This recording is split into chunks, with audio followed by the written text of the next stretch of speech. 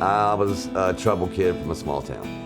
And my parents had split up, and I used to get in trouble all the time. And I was given a choice by the judge when I went to court, either juvenile home or go back to school. I chose the third option. I went to the military. By the time I was 20, I want to say 20 or 21, I'd seen half of Asia and all of Europe. The Navy, you'll learn friendship. You'll make a lot of friends, let's put it that way. You'll make a lot of friends. You'll have a lot of camaraderie, you know, people working together.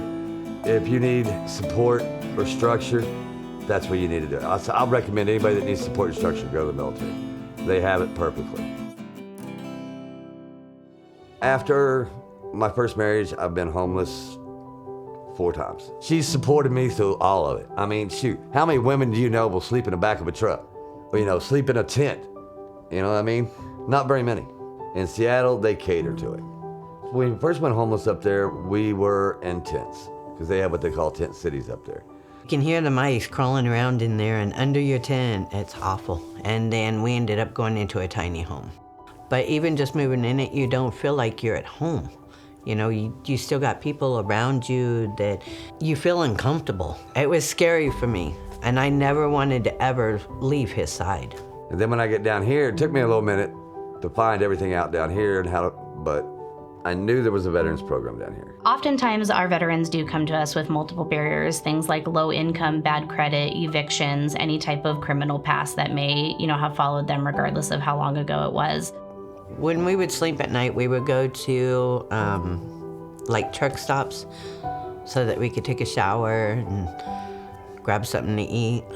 But I mean, still, it was a point we had to be up and gone because the guard would come and they push you out. Chuck and Tina came to us sleeping in a truck, and they had been for a couple months. It was our duty to make sure that they had somewhere safe to go the night that they came to us. She gave us, basically, it was like low-income apartments. Go check them out, see what you can do. In the meantime, we'll put you in a motel. At that point, we really didn't have the money to pay a security deposit. One of the things that overcomes those barriers is the landlord or the property knowing that they're going to be getting assistance from a trusted program. We got Chuck and Tina into the hotel, and they were there for less than 30 days. And within that 30 days, they did a lot of the legwork of going out and looking at apartments and solidifying a move-in date. So U.S.VETS helped us with security deposit, 4 months of our rent, bus pass, utilities. And food-wise, clothes-wise, anything. Trista was great. Anytime we needed anything, we could just call her. Working with Chuck and Tina has been a real honor. I look forward to receiving their phone calls and their texts with all of the great updates about their work and what their plans are for the future. They are a very special veteran couple that we have had the privilege of helping, and they do mean a lot to me and to the success of our programs. I mean, we wouldn't be here today like this, you know, if we wouldn't have had that one punch. Chuck is now the sous chef for multiple Wildfire casinos, which is owned by Station, so that's a huge jump for him. And Tina is not only working, but now has the opportunity to be a manager, assistant manager at a Popeyes, which she is thrilled about. And it's very cool to see how far they've come from day one. I made a promise, and I'm gonna keep my promise to my baby. You know, I made her a promise when we left Seattle.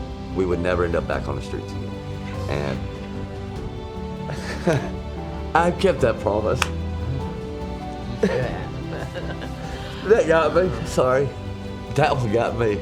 Them helping me out, I don't know, it gave me a boost. Our next step is waiting for the house cost to go down beginning of the year and going and trying to get us a house. And from then on, we're just gonna enjoy our life. You got us off the street and look at us now, you know, we're just cruising and life is great.